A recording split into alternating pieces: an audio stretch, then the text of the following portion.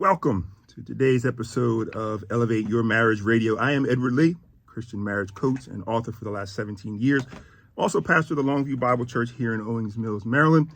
Today, we have a great show planned for you. We want to talk about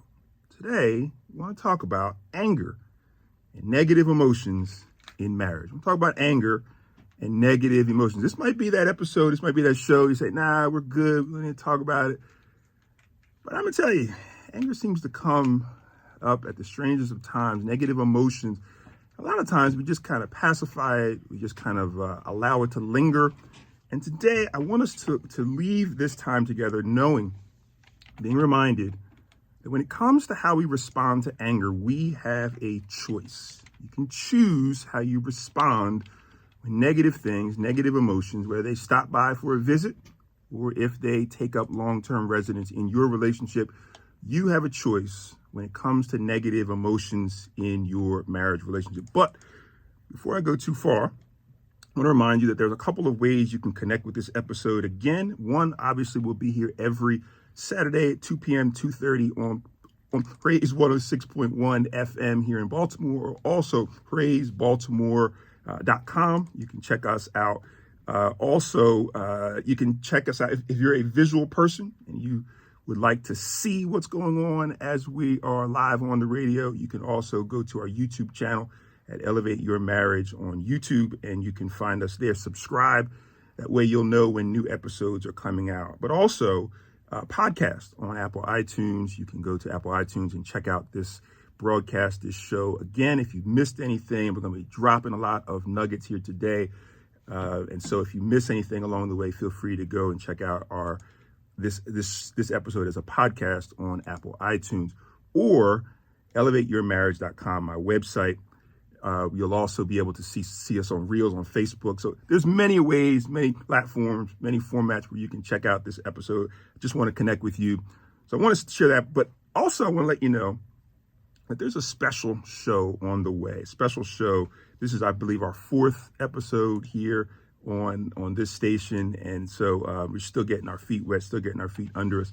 But I have a show coming down the line. I'd love you to participate in it.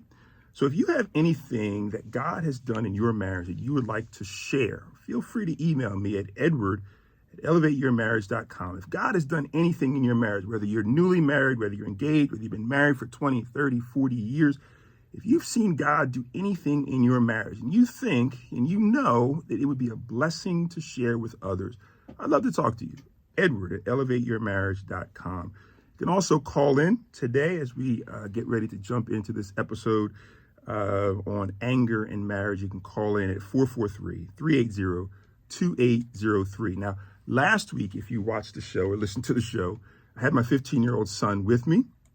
And my son, after the show, he said, Dad, the show is just getting started. Elevate Your Marriage Radio is new.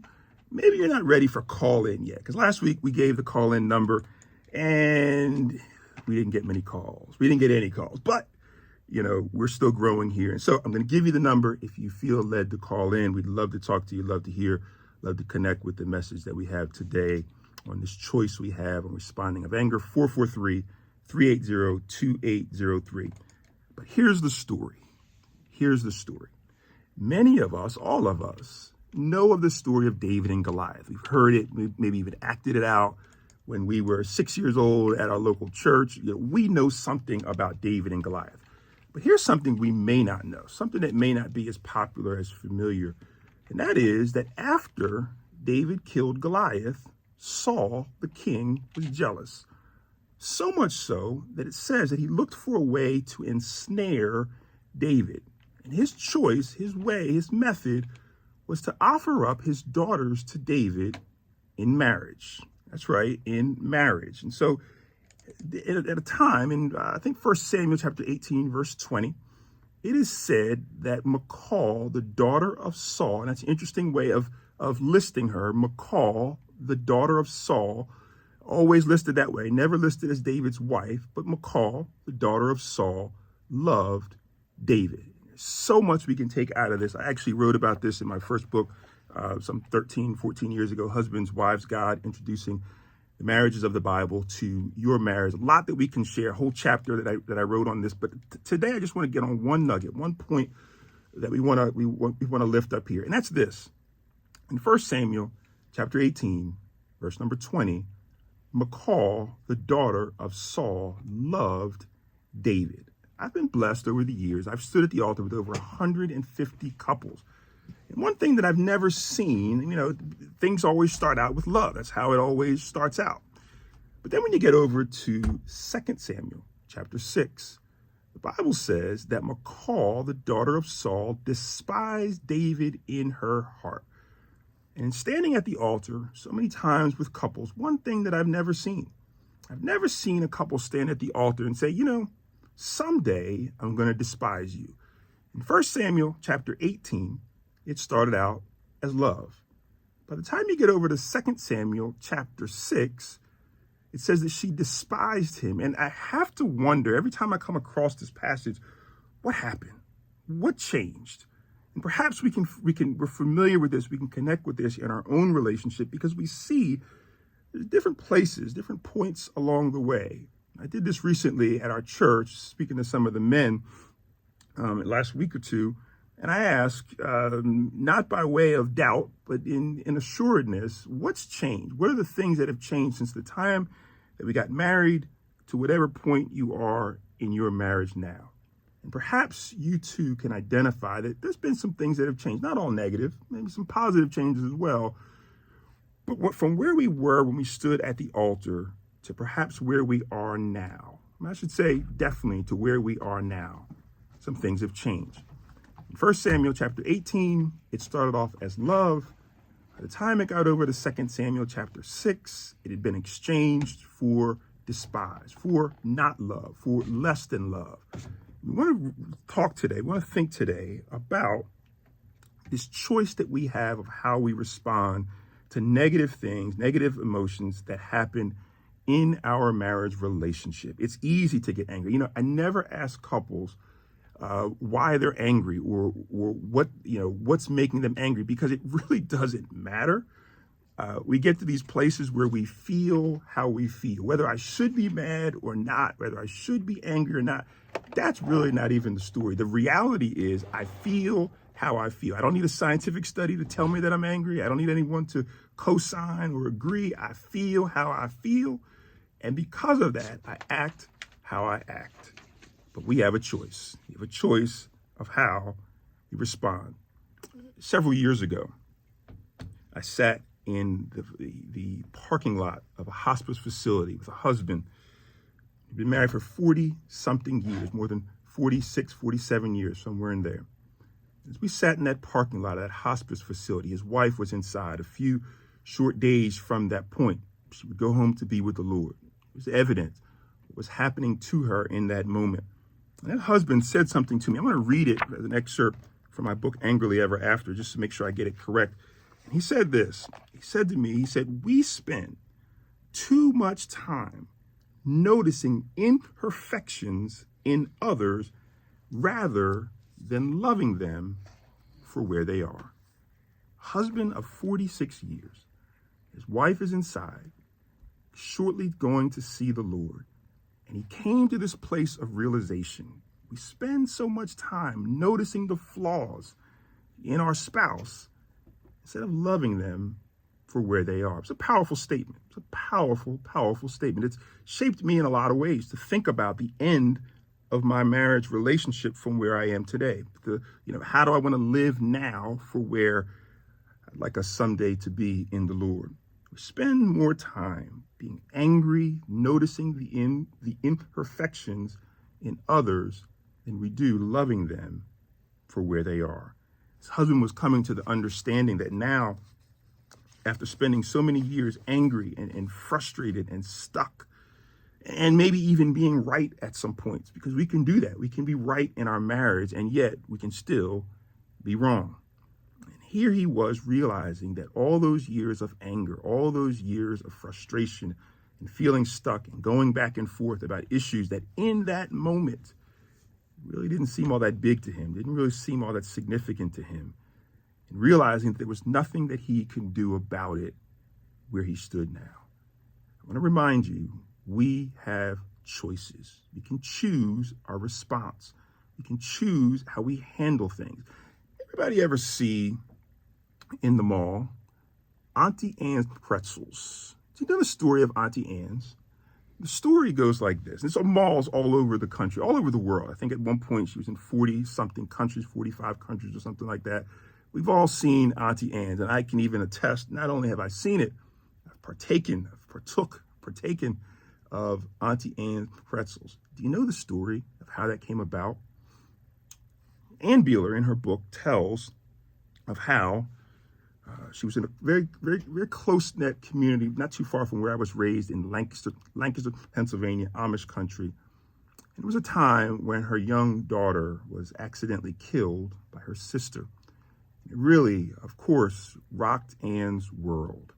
And Ann then started seeking counsel from her local church.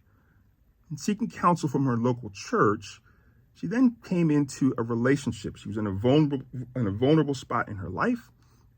And that pastor took advantage of her and entered into a relationship that lasted for several years. At a point, she confessed it to her husband, and her husband made a choice. We can choose our response. He chose that he was going to take the pain of what he was feeling. And he was then going to start to counsel couples, but he determined he wanted to do it for free. He would forgive her. He would move on. This was a Christian couple.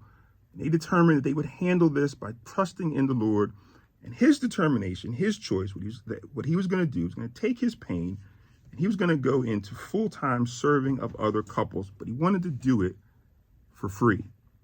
And then decided that she would do just so grateful for her husband's forgiveness and his graciousness toward her.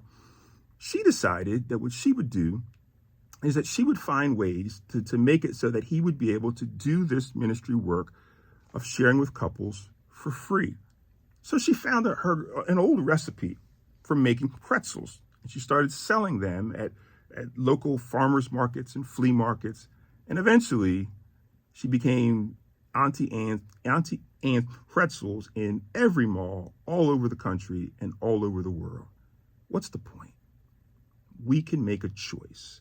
Things happen in our marriage relationship, and we can choose the Lord. We can choose to respond in ways that honor the Lord instead of ways that discredit him. You know, Adam had this same situation. When Adam in the Garden of Eden sinned against the Lord, he tried to say, well, you know, it's her fault, God. It's the woman you gave me. God had to remind him, because the sin is attached to Adam. The shortcoming is attached to Adam. At the end of our days, all of us will have to give an account for our lives of how we've responded. And like Adam, we don't get to say it's because of him or her. You can make a choice. I'm encouraging you today, make that choice to choose how to respond when things happen.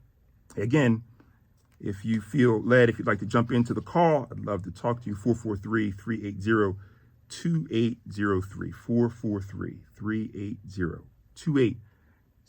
If you'd like to call in, jump in with us today. But I want to share something else. Years ago, I was doing a Bible study, and a couple that at that point, I mean, now they must be up to 60, 65 years of marriage. At that point, they've been married for 55 years. And in this Bible study, a conversation broke out, and we were talking about some of the challenges that we've all had faced in our marriage. And this couple shared with me that at that point, they had been involved in a 10-year running argument in their marriage.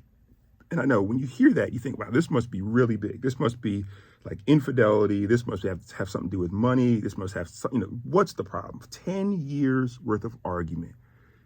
And when we got to the bottom of it, what they argued about for those 10 years actually was not a big deal at all.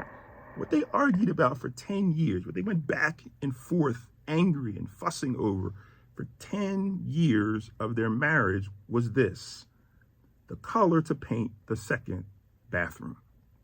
And as we talked about it in that Bible study, in that conversation, we talked about this argument, this long-standing argument.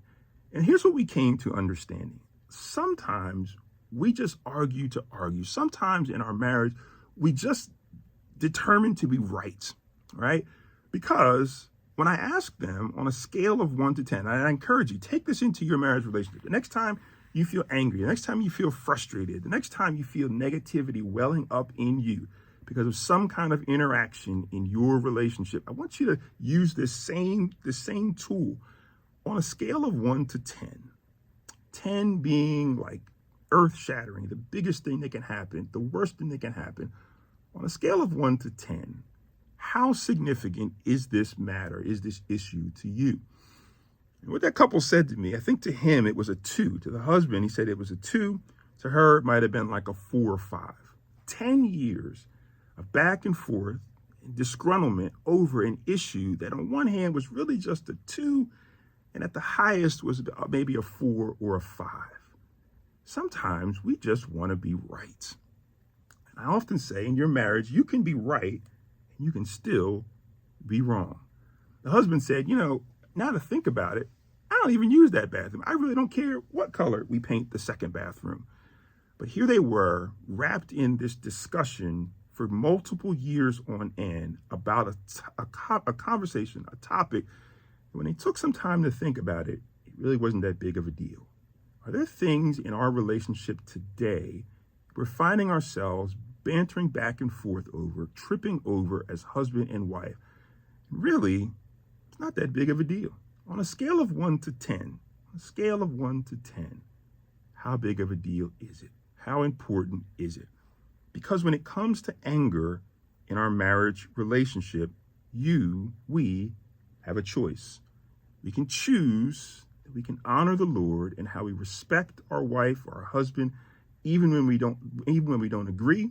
We can acknowledge, I feel a certain way about this, but I'm going to do right by the Lord. I can admit it. You know what? I'm not going to say that all is well. It's not well. I am upset. I am angry. I am frustrated. I am whatever the long list of emotions that may have come about. I can be honest with you. That's how I feel. However, I'm still going to respect you as my spouse. I'm still going to love you. I'm still going to pray for you. I'm still going to care for you. I'm angry. I feel how I feel. This is real. However, I'm making a choice that I'm going to bless the Lord. I'm going to honor the Lord and how I respond to this situation. I got to see this up close as a child, a thing called gephrophobia. Now, I'm not going to act like I know exactly. I've always known all my life what that is. Matter of fact, I had to look it up. Just this week, I had to look it up to see how to even pronounce it. Gephrophobia. I believe that's right. Could be wrong. I really hate when people use big words when they can really just say it real simply. What is gephrophobia? I don't know how many of us have ever heard of that before, familiar with it, but this is what it is. Gephrophobia, in its simplest forms, is a fear of bridges, a fear of going over, of driving over, riding over a bridge. And I saw this in a marriage of some family friends as I was growing up. I was a young teenager or so. This couple was very close to our family. And so they interacted with us often. And it was always interesting to me. And I was, not as refined as we are in the Lord now, but I was a kid. I was 12, 13, 14 years old. And I watched this marriage dynamic with this couple. And I didn't understand it as a child. I didn't understand it in my youth. I'll be honest with you. I'm maybe still catching up with some elements of it. But this is what would happen. One of them, specifically the wife, I should say, had this fear, this terrible fear of going over bridges. And they would drive from where we lived in rural Pennsylvania out to the Midwest. I'll just say it that way, out to the Midwest, about an 8-9 hour drive.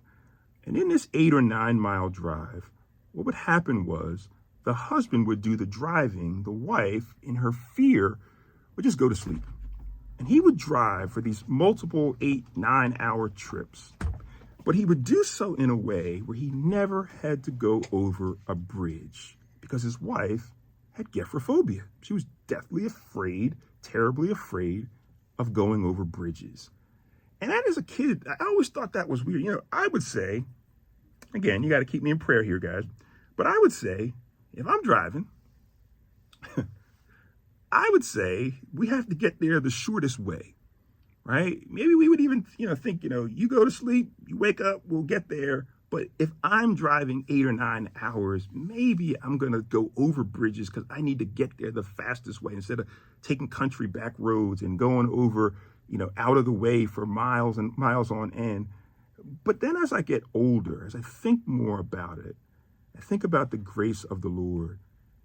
We're reminded we have a choice, because what that husband was actually doing, as a teenager, I thought it was weak. I thought it was not the thing to do. I didn't understand it.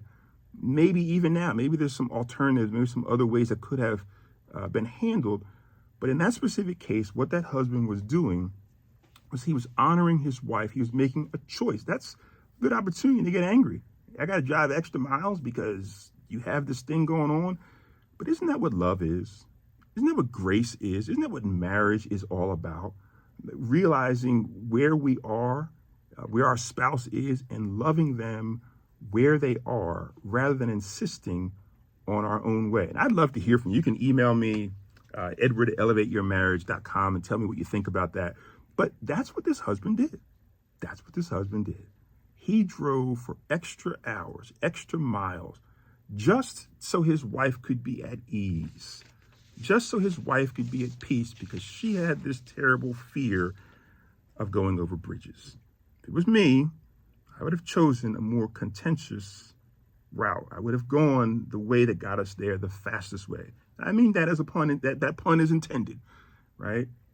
But let's think about that. Where can we make choices in our marriage relationship today where rather than stirring up strife, we can keep the peace? You have a choice. Hey, I'd love to connect with you further on this. Again, if you want to email me at edward@elevateyourmarriage.com, feel free to do so. I'd love to talk to you a little bit further. You can check us out again on our YouTube page if you want to see all the things that are going on here in the studio, or you can also email me at edward@elevateyourmarriage.com. But the idea is this: when it comes to anger, you can make a choice. A lot of this is an excerpt from my book, Angrily Ever After, which is based on the book on James 1:19 and 20, that says the anger of man does not produce the righteousness of God. When we're angry, we pause God's righteousness. God didn't need any of us to make anything that we see today. God is holy all by himself. He is righteous all by himself. But when we're angry, we put that righteousness of God, that right standing, holiness of God, on pause. Today, you can make a choice. So, love to connect with you. edward@elevateyourmarriage.com. Feel free to email me. Check out our website. We do have our Black Friday sale going on. The books that I referenced to today are on discount during Black Friday, as well as some classes that are coming up. So I'd love to connect with you. You can go to our website, elevateyourmarriage.com. Also, if you like what we're doing here at Elevate Your Marriage Radio, and you would like to partner with some of the things that we're doing, go to my website or email me directly, edward@elevateyourmarriage.com. I'd love to talk with you further. Until next week, God bless you and God keep you. We'll talk soon. God bless.